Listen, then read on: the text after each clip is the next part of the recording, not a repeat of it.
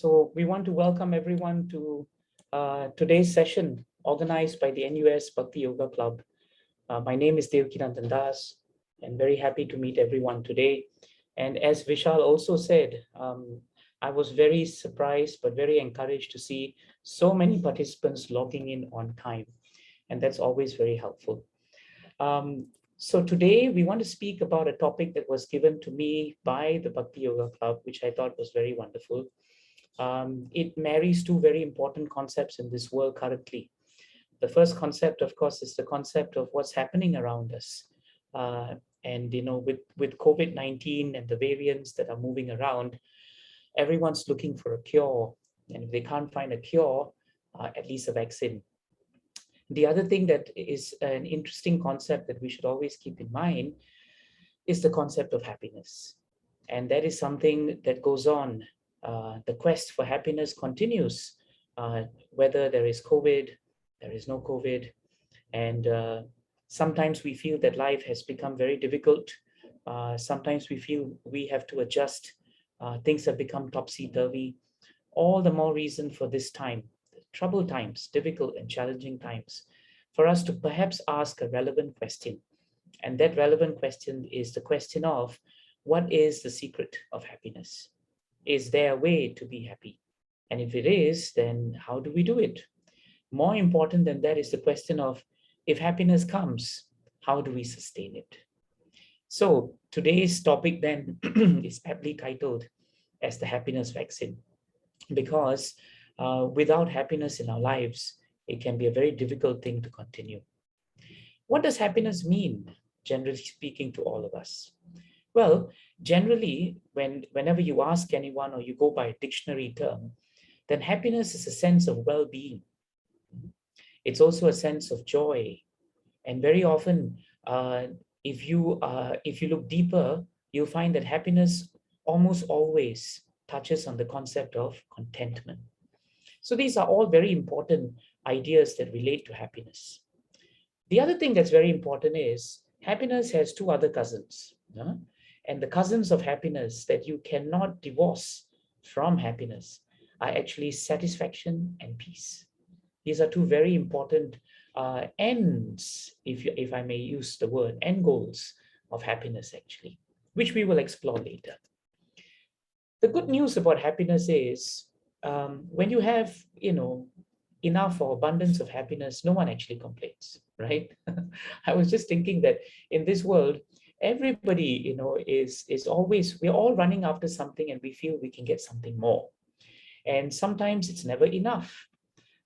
Living in an age where we are constantly bombarded by upgrading and get something better. And sometimes overindulgence gets the better of us and we can't take something too much. The beauty of happiness is nobody will complain if they are very happy. And there's no such concept as even too much happiness. The other point that's very important is, I want you to bear in mind as we move into this journey today, that happiness, according to the scriptures of Bhagavad Gita, and a very important scripture which I mentioned just now, known as the Srimad Bhagavatam, which is actually which is an extension in one sense of the Bhagavad Gita. Both these scriptures talk about a foundation for happiness. They state that if one wants to be happy, one needs a foundation for it. And that foundation actually comes when we are thoughtful and when we are contemplating on finding the meaning and purpose to our life. So these are some concepts of happiness that I'm throwing out to you at this moment. Most of the time, happiness begins with a question. What is my aim in life? Everybody asks that question at some point of time. Your aim could be an ambition. Your aim could be, something that you have never done and you want to do. Your aim could be to be the best worker, the best lawyer, the best doctor. So aims are very important because they have a direct connection to happiness. In the Bhagavad Gita, in the Bhagavatam, and basically actually in all the Vedic scriptures that we speak about, the aim of life is given very simply: to be happy, to be satisfied, and to be peaceful. And if you ask anyone, no matter what their immediate aim is, you'll find that their final aim is actually to be happy, satisfied, and peaceful. If you ask me, for example, when I was younger, what would be the aim of your life? And I would say, I want to become a lawyer. And if you ask me further, why do you want to become a lawyer? I'll give you all the reasons why I wanted to become a lawyer. But eventually, the actual reason why I want to become a lawyer, and it's staring at me at my face, but sometimes we miss it, is because I think that pursuit of law will actually give me some form of happiness, satisfaction, or peace. And that's a very important point for us to keep in mind. Our lives today are very challenging. We have anxiety, we have stress. Um, as a lawyer, I am seeing so many issues in family law, contractual disputes, civil litigation has increased.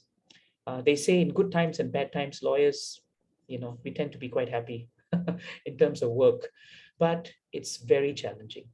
And very often, most of us find that life is like a pressure cooker. How do we get out of it? And very often, while we solve one anxiety, we find another anxiety is around the corner. And there are days when we think, wait a minute, I've ticked off everything and I shouldn't be feeling anxious. But you have this residual anxiety that's lurking at the back. And you tend to wonder, what is that about? So, all in all, anxiety, challenges, frustration, um, tension, stress, and eventually even things like depression, they're all out there. That's why this topic is very relevant. The Bhagavad Gita has an advice for us to pursue the path of happiness. It tells us very interestingly to look at the nature of the world that we live in, the world, Earth. The Gita tells us from a worldview that actually the nature of this world, right, impacts our ideas of happiness. The Gita tells us in the 8th chapter, 15th verse, that this world has a nature. Sometimes people find it surprising. Can the world have a nature? But then we all have natures too. And you'll find very often each person's nature is a bit different from the other, isn't it? But the Gita says this entire material world we live in has a nature. And that nature is known in the Gita and the scriptures as Dukkhalayam Ashashvatam. What it means actually is this world, all the objects in this world, they have one quality. They're all temporary. And because they are temporary, when we attach ourselves to this temporariness, and we expect that this temporariness will last longer and become eventually permanent, we eventually become disappointed or we become miserable. You realize from the time you were young, we always wanted stability. But the only stable thing in this world is change. The only constant thing in this world is change. We want something to be permanent, but we don't realize that either time takes away that thing or circumstances take away that thing. And by nature, everything in this world is temporary. So that's a very important point to be mindful of. The Gita also goes deeper into this very searching question. Can you really be happy in this world? The happiness notion here being the usual idea of happiness. The Gita tells us that wherever we are, whoever we are, whatever we subscribe to, there will always be 3 different kinds of miseries or anxieties that will afflict us. And as I put them out, I want you to think about them seriously and see whether you have been affected by them at some point. The first misery, the Gita says, is misery caused by others.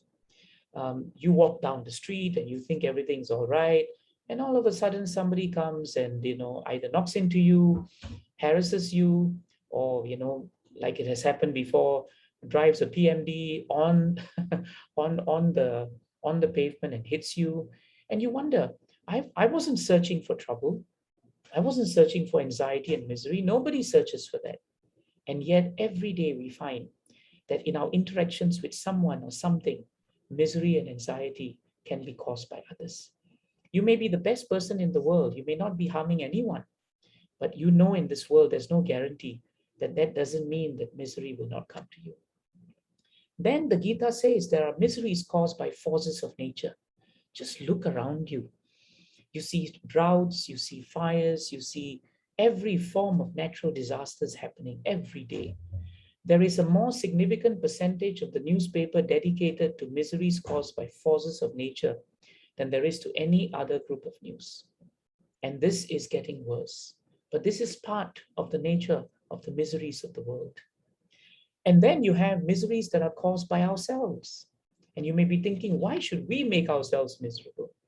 But the Gita says we very often make ourselves anxious and miserable when we speculate, when we think, when we think ill of others, when we judge a situation, when we look at someone and draw inferences and either become worked up, when we judge a situation and form negative opinions about it, when we speculate.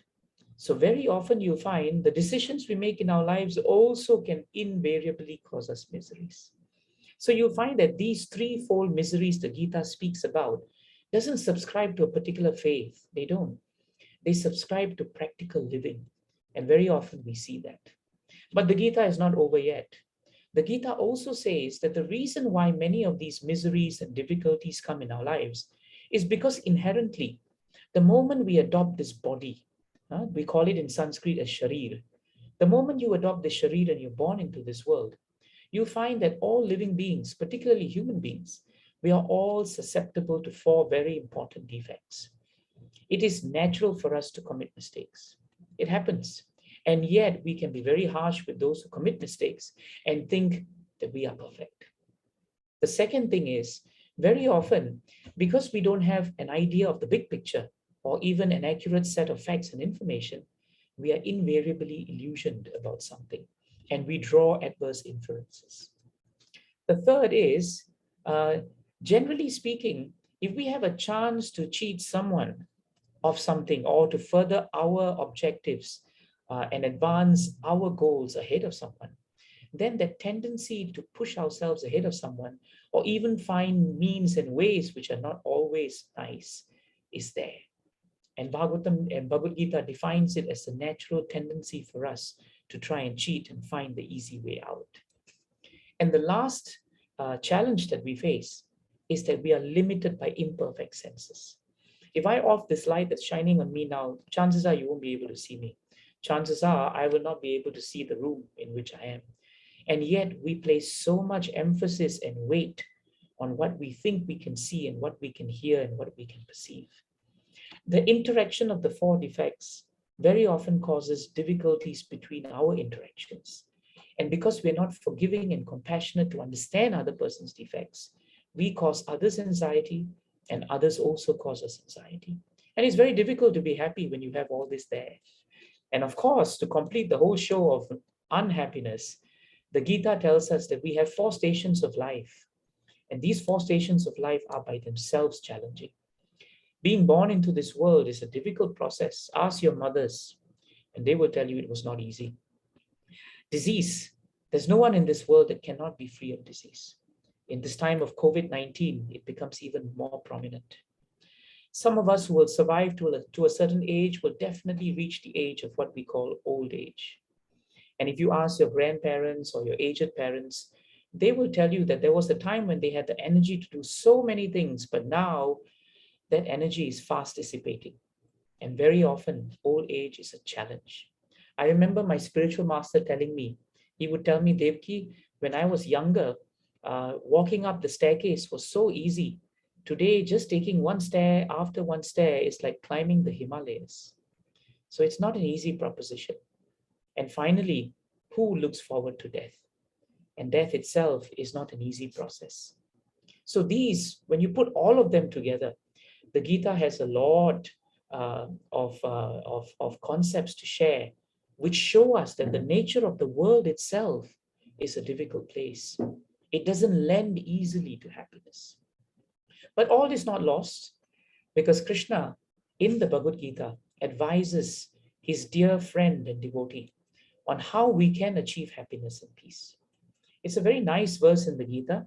Nastir buddhira yuktasya na cha yuktasya bhavana na cha bhavayata shantir ashantasya kuta sukham.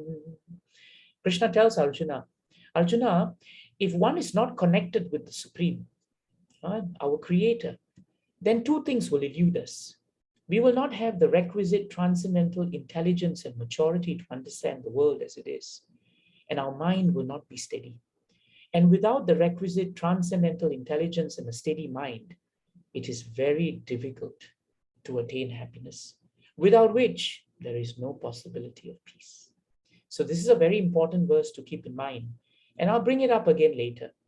But the Gita tells us that connecting with who we are and where we have come from will bring us two very important components towards happiness. And that's realization and transcendental knowledge and a steady mind. And as Krishna says here, if there's no possibility of peace, that's there. But how will you be happy if you are not even peaceful? See, that's a very important point. Sometimes we think which comes after what, but we don't realize that until we become peaceful and satisfied, happiness is very temporary. It will come, but it is as fleeting as a flying cloud across the sky. Very important point. So today, from the Gita, there are 6 components that make up this vaccine that we all must take to become happy. There's a booster too, but that we will talk about later.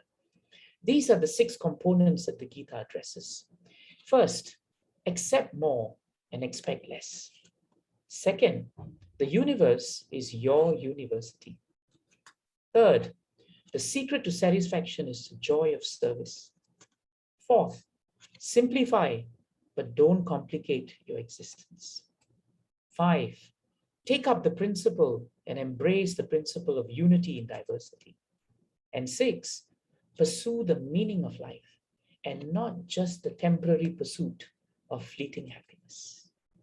Let's unpack them today. The first point that the Gita brings up is to accept more and expect less. Why is this so important? As we said just now, when you have accepted the rules of a game, you can then play it.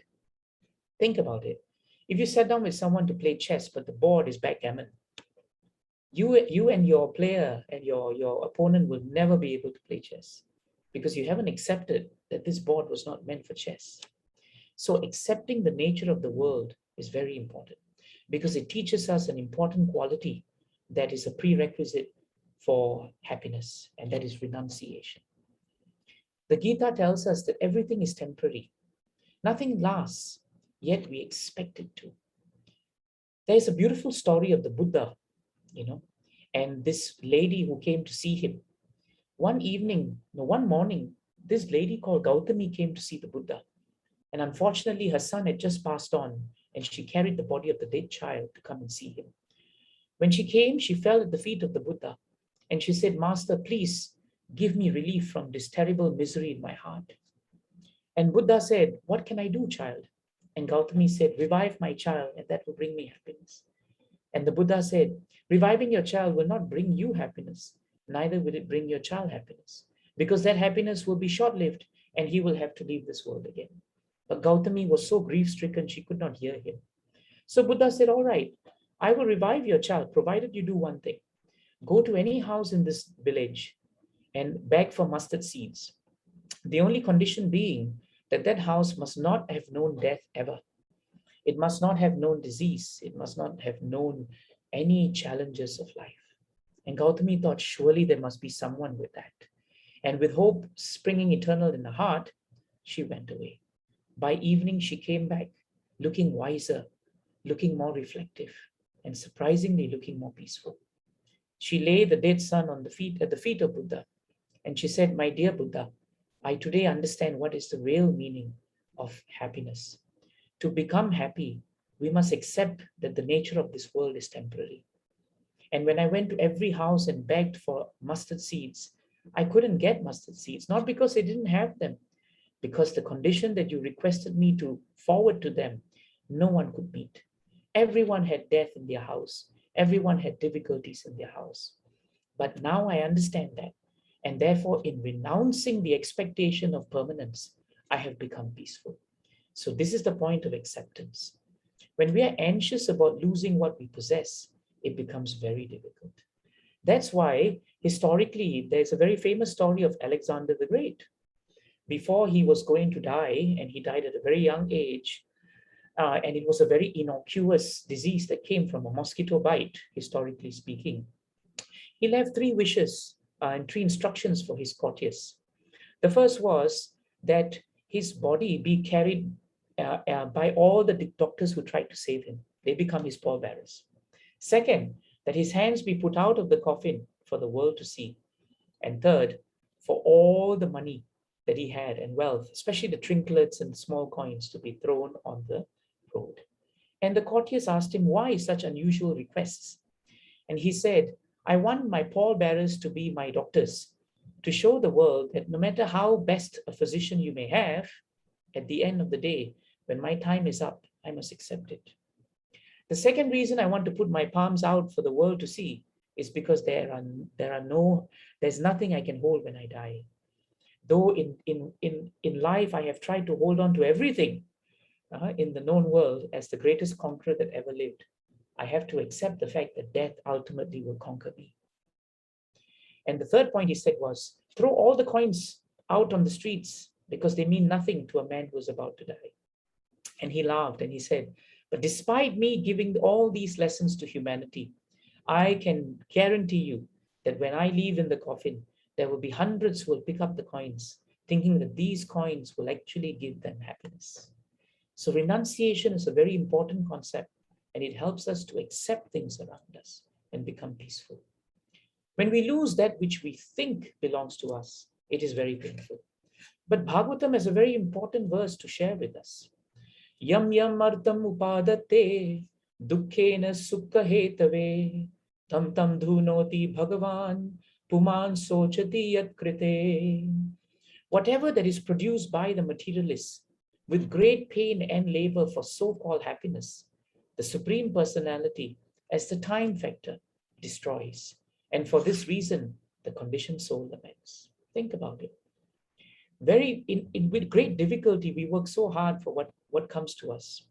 And sometimes we don't realize that we are not introspective enough to realize that whatever that we labor for, we cannot place so much of dependence on it, because by nature, by time, it also will leave us. So the wise man is one who accepts anything in introspection. He understands, or she understands, whatever I receive is helpful for a moment, but never should I put so much emphasis on the fact that it will be with me permanently. So this is a very important point, actually.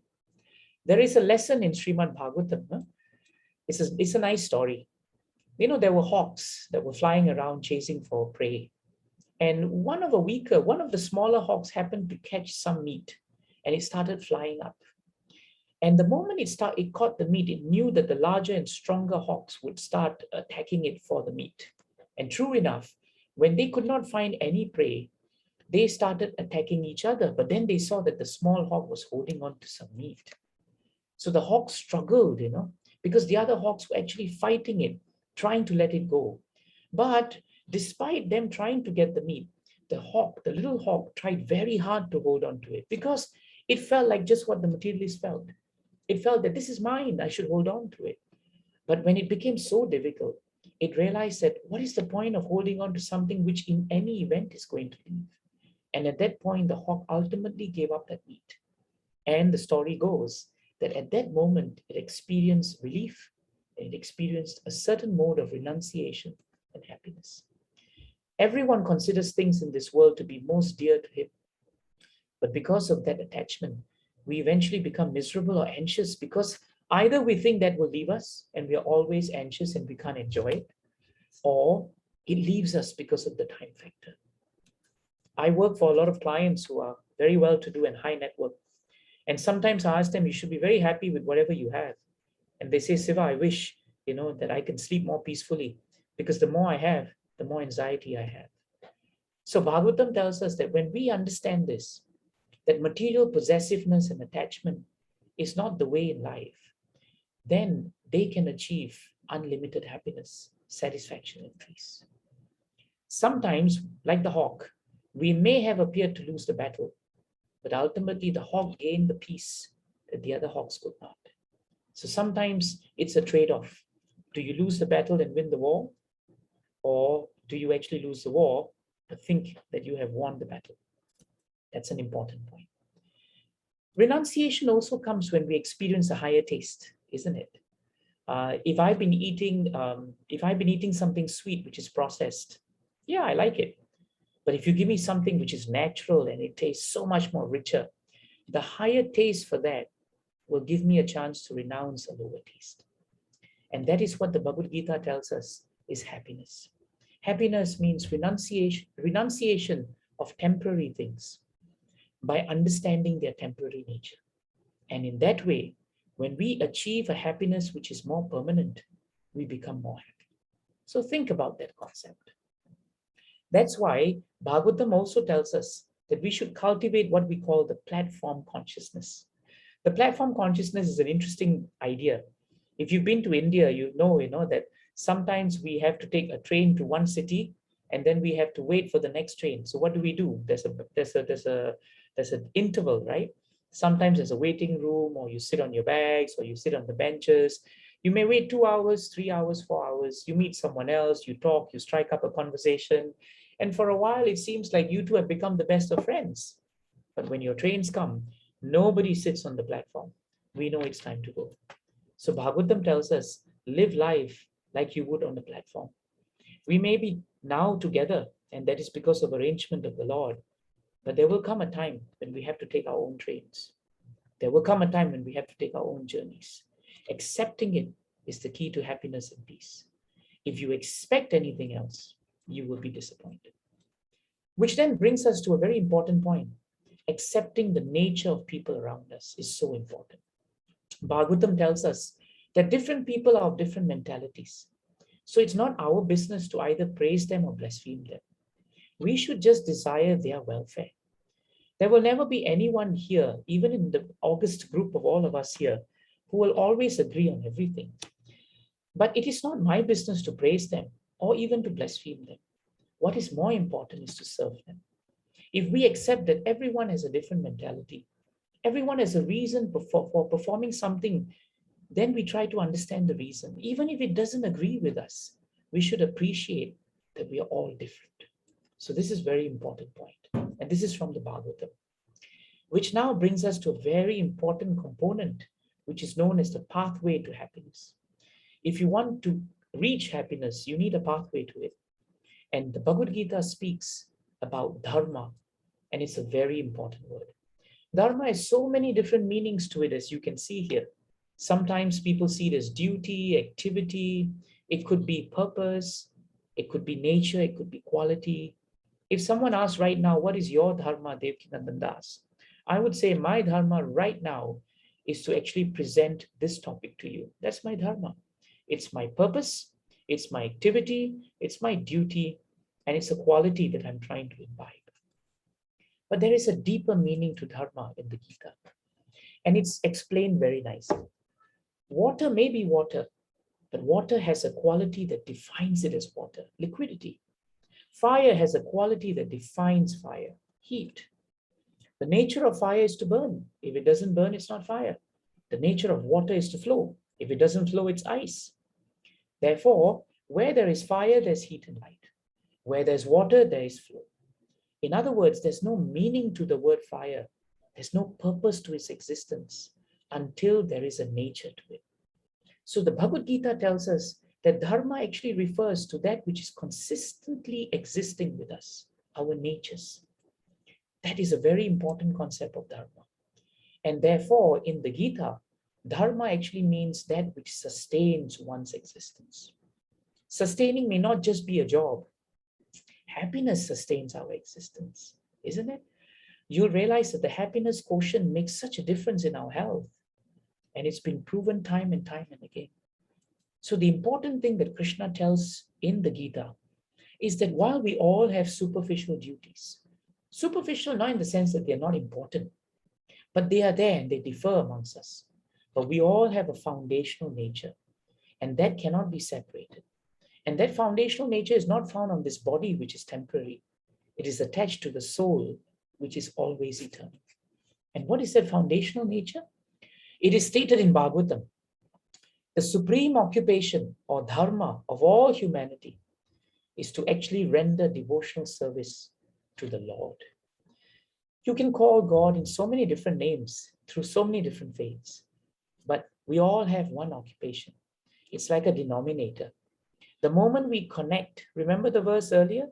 That connection on the platform of loving devotion and service, that will completely satisfy the self.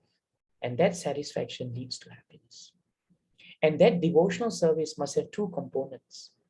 We should not love someone just because we want something from them. Even in this material world, if someone keeps calling you because he always wants to use you, after a while you say, forget it. But if someone calls you because he cares for you or because he wants to serve you, he's bothered about who you are, then there is no motivation in that transaction. It is actually a relationship. Such an unmotivated relationship is always uninterrupted. And that is the basis of happiness in this world. So please remember this point. Accepting versus expecting. It's a very important point. The next point that's really important is this idea of the universe is your university. University means a place to study. And this universe is this entire world. The Bhagavad Gita and Bhagavatam tells us that even though life has its ups and downs, consider life as a journey. And there are so many destinations before we die. Each destination, each relationship, each point, each day is a destination. And in each day, we take a journey. If we cultivate the proper attitude in life, that becomes very important. The other thing that Bhagavatam tells us that's really nice is this concept of absolute. When you chant the names of the Lord, for example, in any faith, why are those names so powerful? Why do they bring so much peace to our hearts? It's because the name of the Lord and the Lord are non-different. In other words, the journey is as sweet as the destination. That is why when we take up a spiritual outlook to life, we don't wait anxiously to reach a particular place. We enjoy the journey itself. Like, even though I'm anxious to finish on time, I'm enjoying my journey right now. I hope you are, but I'm enjoying it. Because anything that's connected to the Supreme is never laborious. So an attitude that you cultivate, learn everything that happens. A devotee, a lover of Gita, never sees something that happens in this world as an accident. But we try to see what we can learn from it.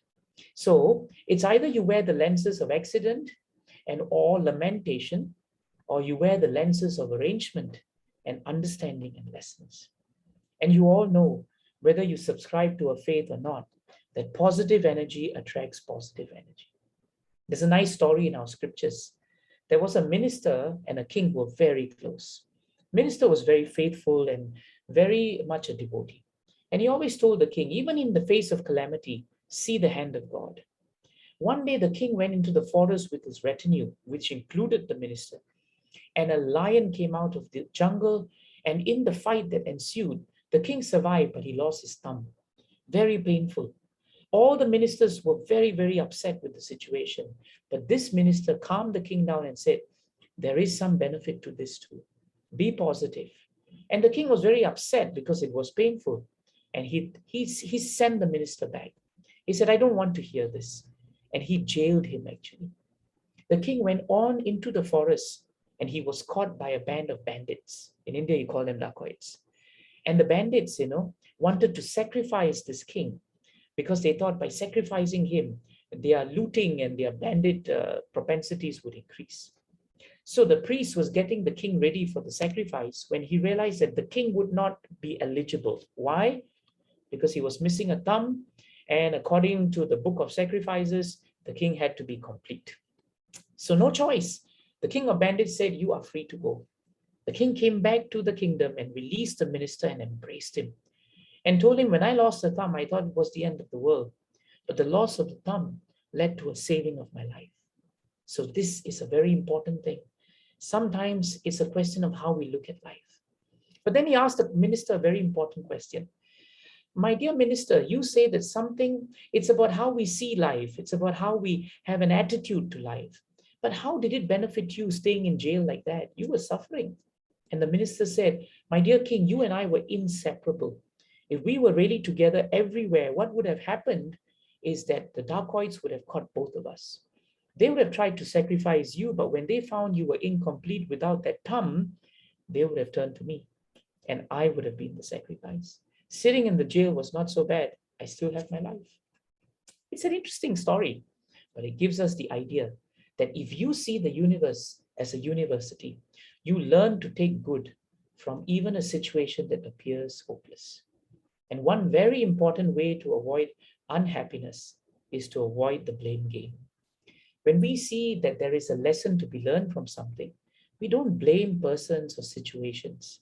We look internally, we examine ourselves. And in this way, we cultivate the peace within. So that's the second point, the second dynamics for the pursuit of happiness. The next very important thing is this idea of the attitude of serving and giving. And this frames the third point that I'm going to come up with. In this world, you realize one thing: whether we like it or not, everyone is serving someone. We may think, no, I'm not serving anyone, but think about it. One friend serves another, mother serves the son, wife serves the husband, husband serves the wife. The politician convinces the public that he will render valuable service to society. Whether he does it or not, of course, it's a different thing. The shopkeeper serves the customer always and says, customer first, I'm giving you a discounted rate even though he's making money. The artisan serves the capitalist serves the family all work hard, they serve the economy. So if you look around you very carefully, actually service is the constant companion of the living being.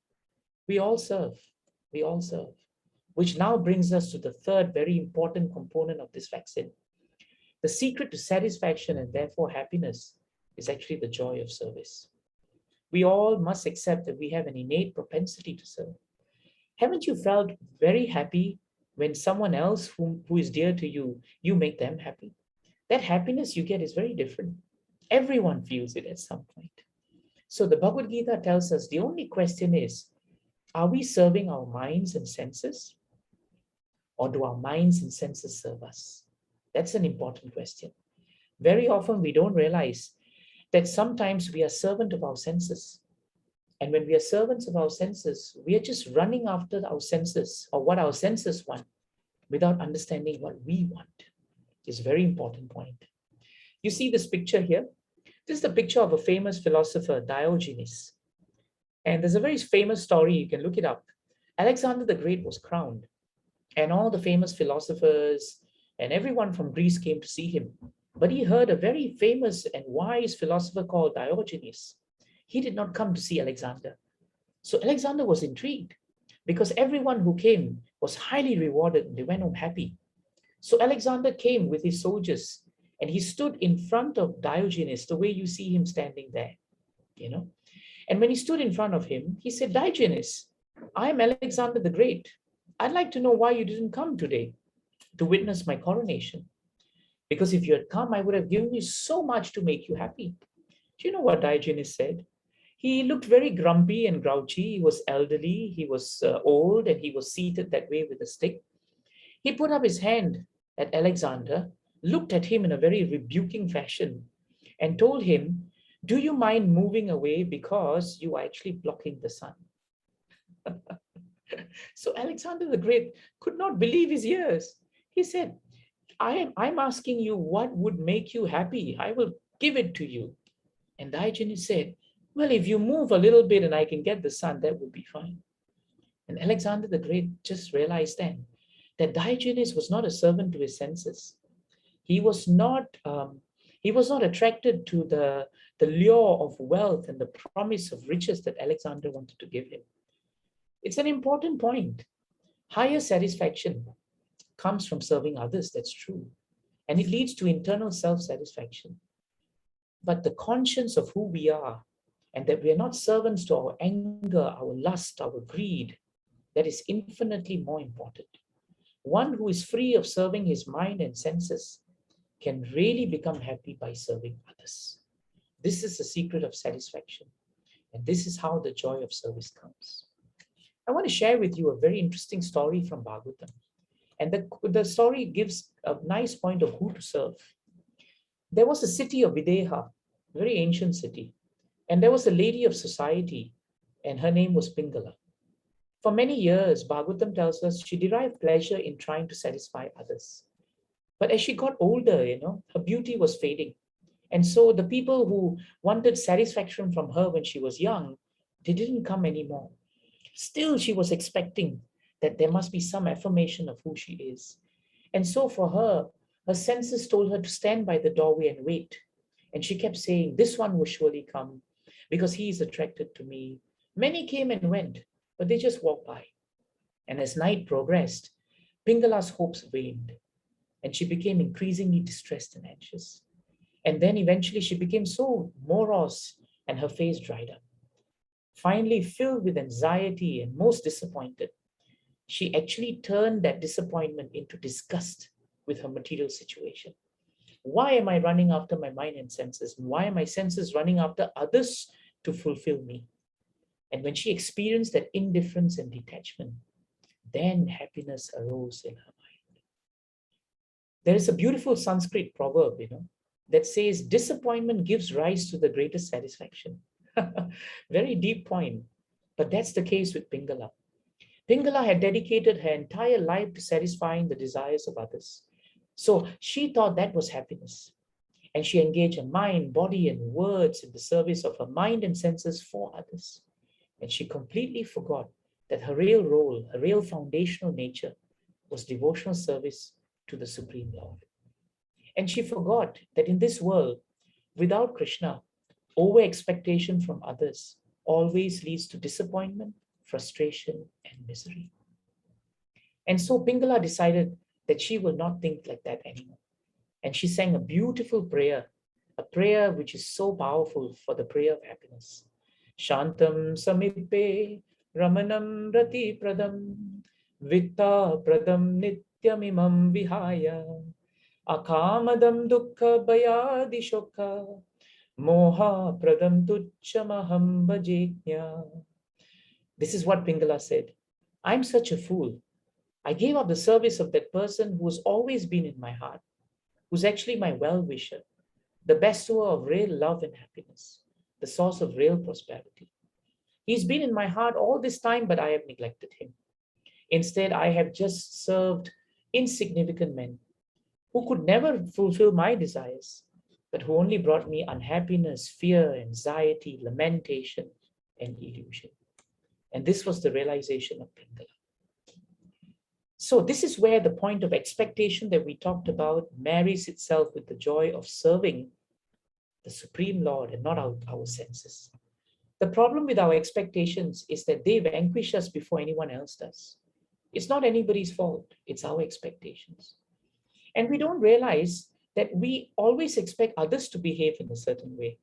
But we don't realize that we cannot control them. We can't even control our own blood pressure. What to speak of controlling others? We can't even control our mind. This material world is a difficult world to live in, and throwing expectations into it is going to be very difficult. So this is what the Bhagavad Gita and Bhagavatam tells us to do.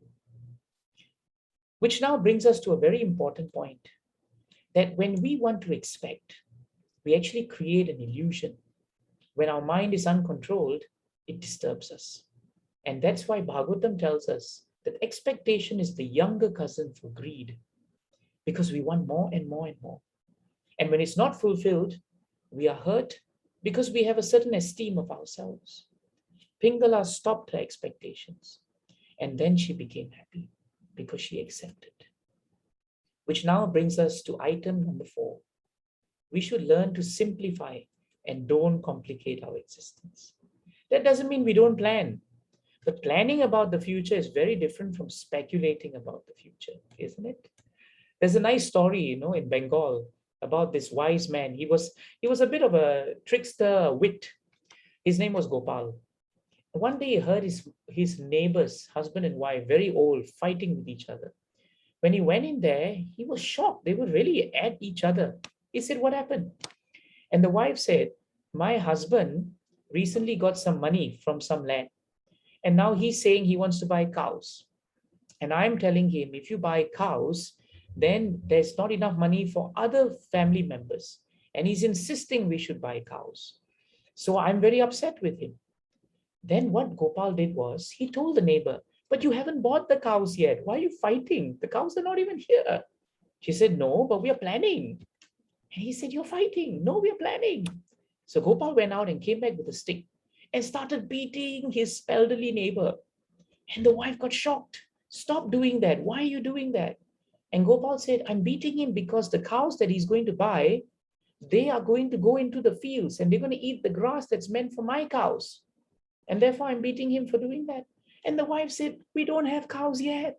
And Gopal said, that's my point. So sometimes we don't simplify existence, we complicate it. And the reason is we don't control our desires. Bhagavad Gita says you cannot stop your desires. They're like raging horses, but they can be channeled and dovetailed.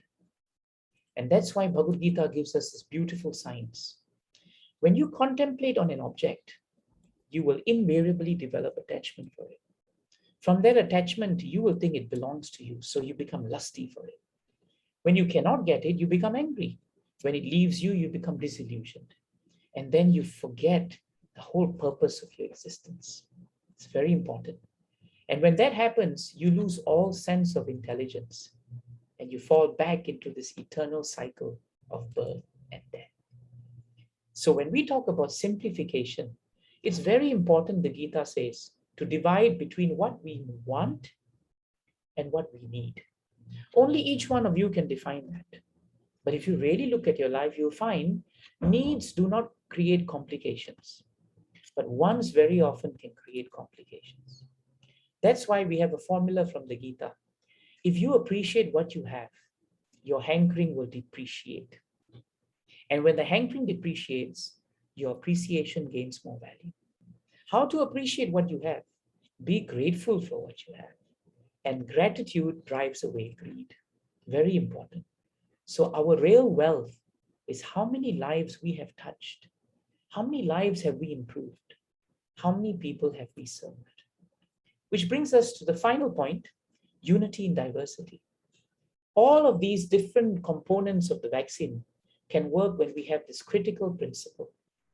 The reason why there's so much unrest and disturbance in this world is because we condemn diversity when we should be celebrating it.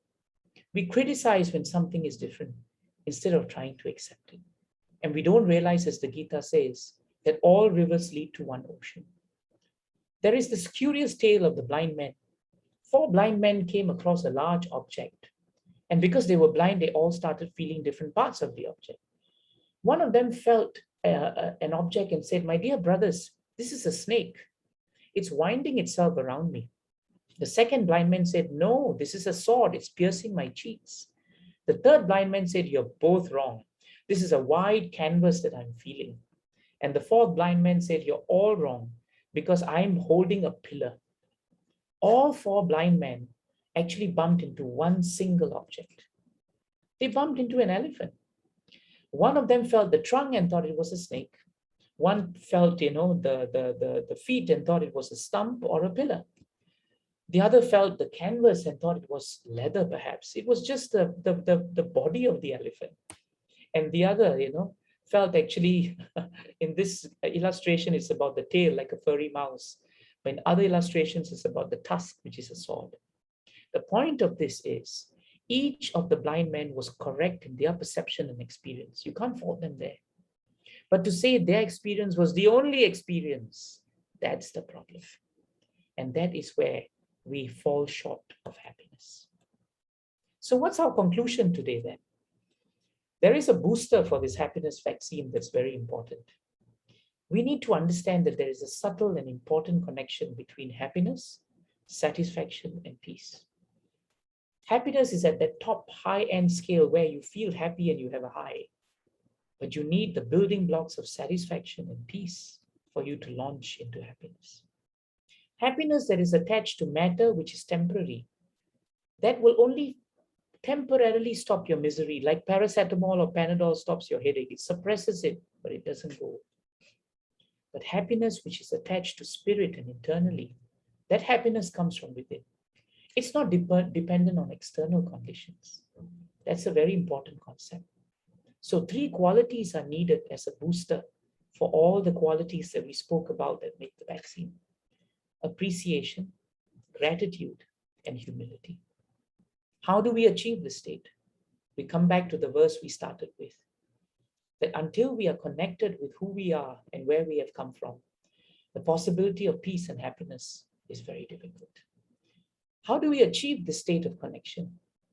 In the association of drunkards, you become a drunkard even if you drink mineral water. In the association of like-minded devotees who look to peace and happiness as, as something internal, that association helps us. And that's why we're all together today. We are all collectively trying to pursue this state of happiness. Another very important way to do it is by mantra meditation. And that's what we're going to do in a few minutes. Mantra is a very important word. It speaks about a transcendental sound vibration, which actually gives the mind a place to relax and rest. That's why it's mantra. Man means mind, tra means resting place. By chanting the names of the Lord, in whatever faith you are, you'll find that there is a peace and satisfaction that cannot be explained, but can only be experienced. That's why Bhagavatam has a very nice point to say. For a person who has suitable shoes on his feet, there is no danger, even when they walk on pebbles and thorns. For such a person with suitable shoes, everything is auspicious, isn't it so? There may be pebbles and thorns, but we are peaceful. That is the beauty of happiness. So if we are self-satisfied, then distress may be around us, but we feel happiness everywhere. And that's a very beautiful point to think about. So I think we should end by remembering the last component of this vaccine. All this will be just a ritual if we don't reflect deeply on the goal of our life. The more we reflect deeply on this point, that we all have different dharmas, you all come from different fields of life, but the common point for all of us is to understand the goal of our life. When that goal is clear, the mind is not disturbed. When the mind is less disturbed, happiness becomes more prevalent. Thank you very much for your time. Over to you, Vishal. Thank you so much, Vivekanand. I think we will open the floor for any questions now. Now, since we have a lot of people, we would prioritize the questions from those who are joining for the very first time. So if you have any questions, raise your hands and we'll unmute you.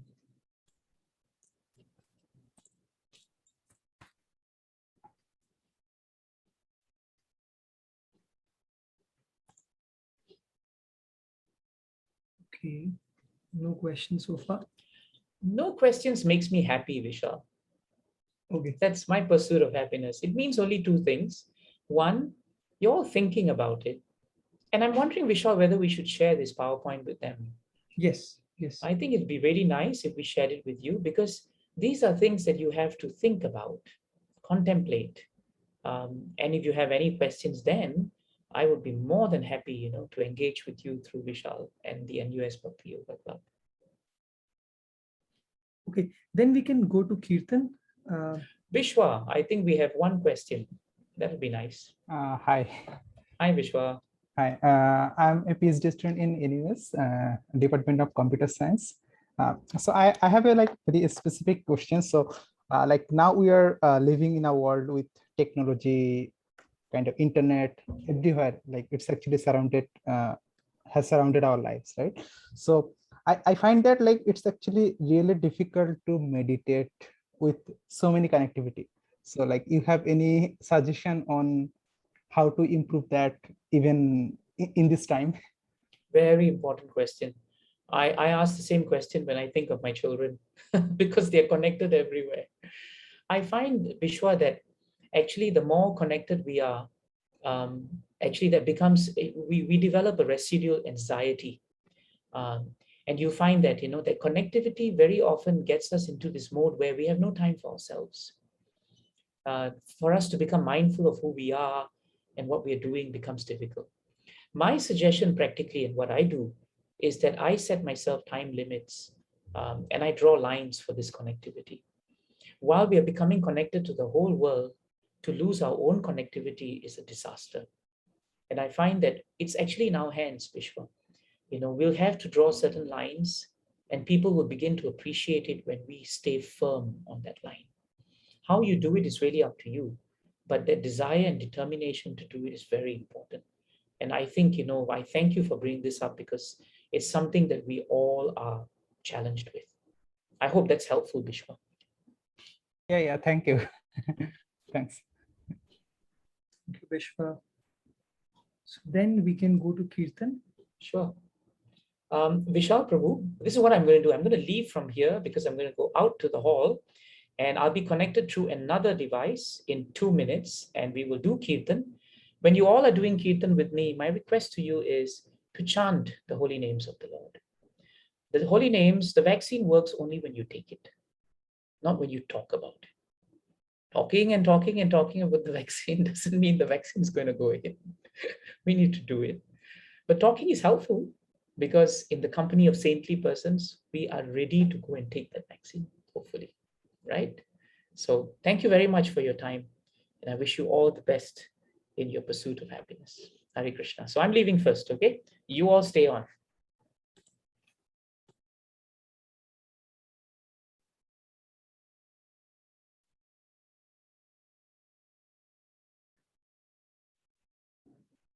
So meanwhile, just a quick announcement. Every week on Friday evenings, we have virtual Gita wisdom sessions where we discuss Gita verse by verse. So we take a verse, we read it, we try to discuss it. We have interactive activities which we conduct online. Earlier, we used to be at the Yusuf Ishaq House in NUS, but due to restrictions, we are not yet back. Hopefully, in a couple of months, we'll be back on the campus, and then we can all meet in person. So most of you have joined the group, but we'll be sharing the link to the group later and you can join the group. So now we'll have some Kirtan. So Vishal Prabhu, can I start? Yes, Prabhu. Okay.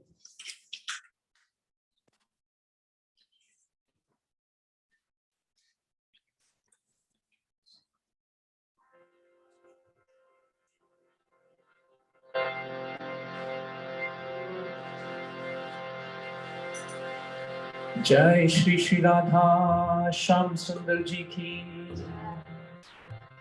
Hare Krishna Krishna Krishna Hare Hare Hare Rama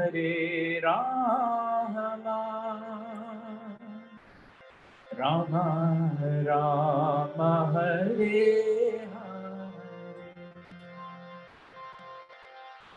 Hare Krishna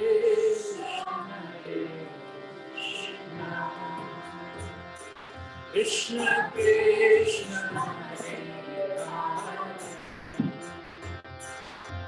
Hare Rama Rama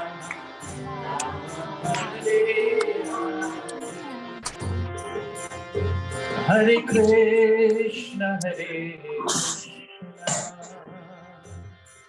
Krishna Krishna Hare Hare Hare Rama Rama Rama Hare Hare Hare Krishna Krishna Krishna Krishna Krishna Hare Hare Hare Rama Rama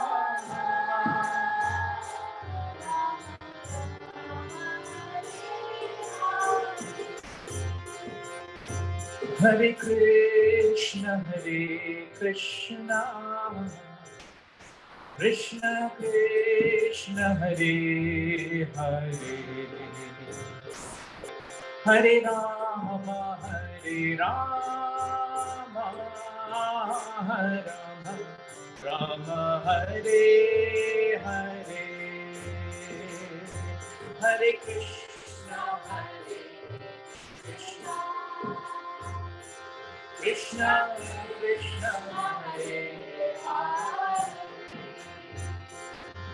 Hare Rama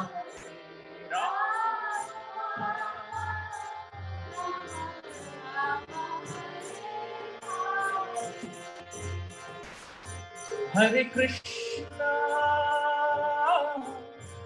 Krishna, Krishna, Krishna, Hare Hare, Hare Rama,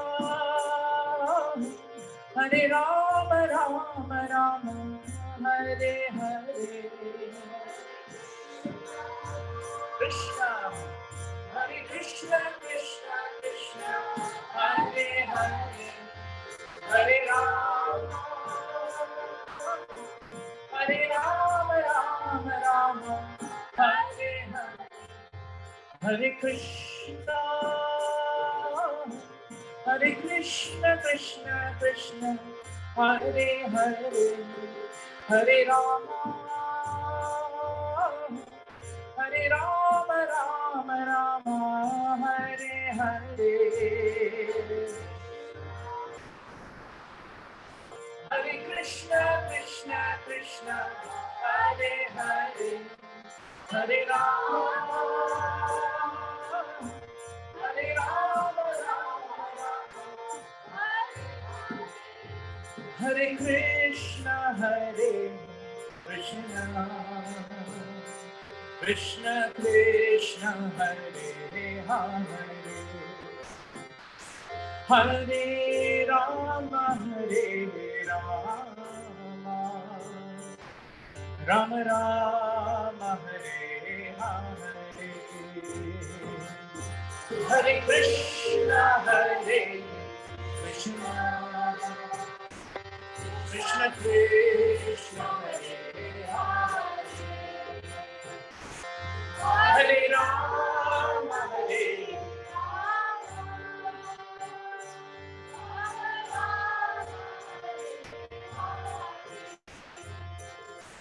Hare Krishna, Hare Krishna,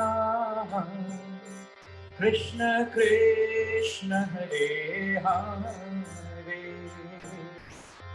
Hare Rama, Hare Rama, Rama Rama, Hare Hare, Hare Krishna, Hare Krishna, Krishna Krishna, Hare Hare, Hare Bol, Hare Rama, Hare Rama,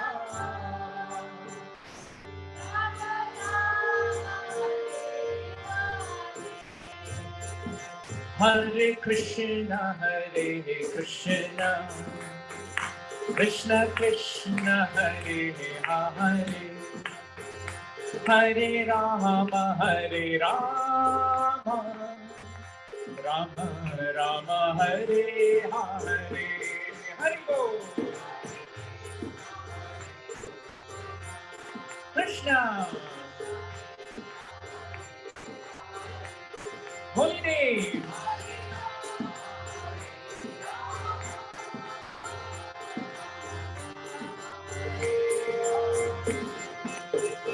Hare Krishna, Hare Krishna, Krishna Krishna, Hare Hare, Hare Rama, Hare Rama, Rama Rama, Hare Hare, Hare Krishna, Hare Krishna, Krishna Krishna, Hare Hare,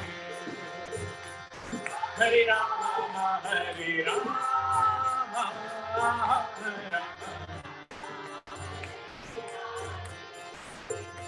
Hare Krishna, Hare Krishna, Krishna Krishna, Hare Hare, Hare Rama, Hare Rama, Rama Rama, Hare Hare, Hare Krishna, Hare Hare, Hare Rama,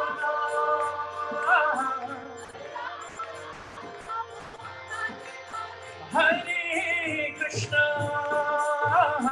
Hare Krishna, Krishna Krishna, Hare Hare, Hare Rama, Hare Rama, Rama Rama, Hare Hare, Hare Krishna,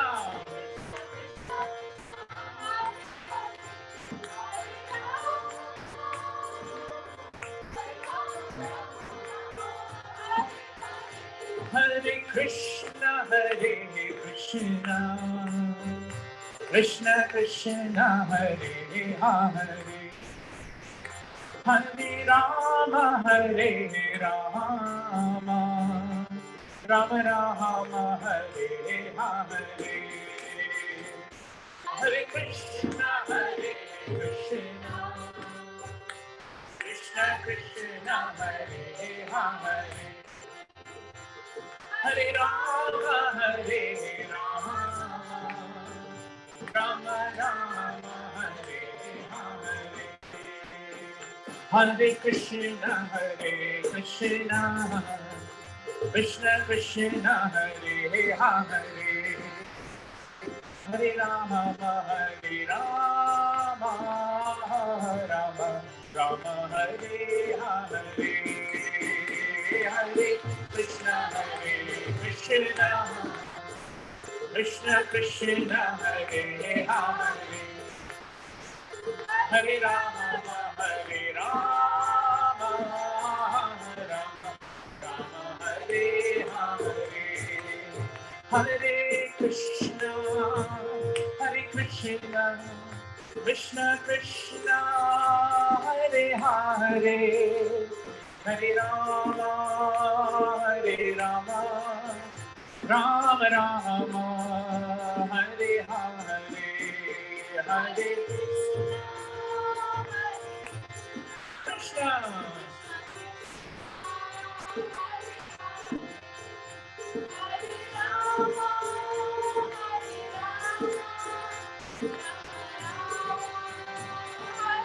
Nitai Gaur Hari Bo, Hari Bo, Hari Bo, Nitai Gaur Hari Bo, Hari Bo.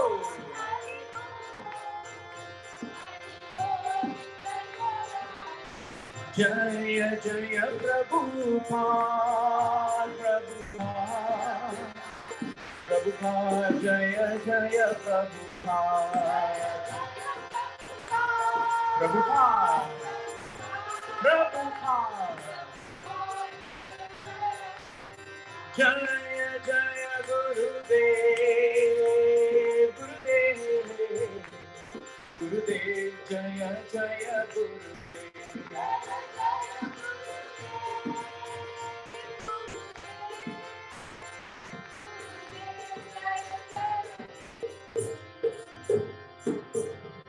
Hare Krishna, Hare Krishna,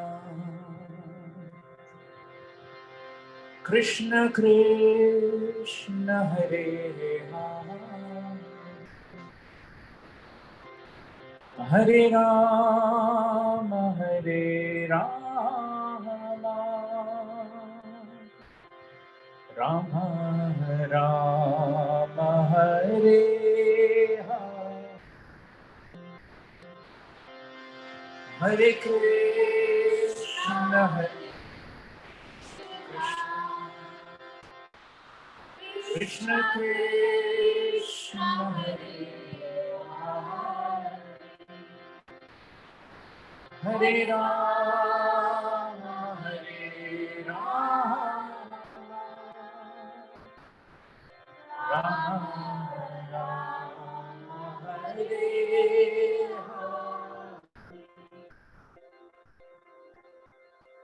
Jai Shri Harinam Sankirtan Yajna ki jai. To all the devotees in the NUS program, thank you very much, Vishal Prabhu, organizers of the NUS Bhakti Yoga Club. And we thank all the audience today for joining us. We hope to be of service, and we hope to share the PowerPoint slides with you. And I'm sure Vishal Prabhu will be able to engage with you, as would I, if you have any questions on this topic. With your permission, Vishal, we will be leaving the meeting. Hare Krishna. So we are sharing the link of the WhatsApp group. Many of you have already joined the WhatsApp group, but just in case you haven't, you can join the group for updates about our weekly events. So we will keep the meeting open so that you can click on that link for another 1 minute, and then we will close off the meeting. Thank you everyone for joining.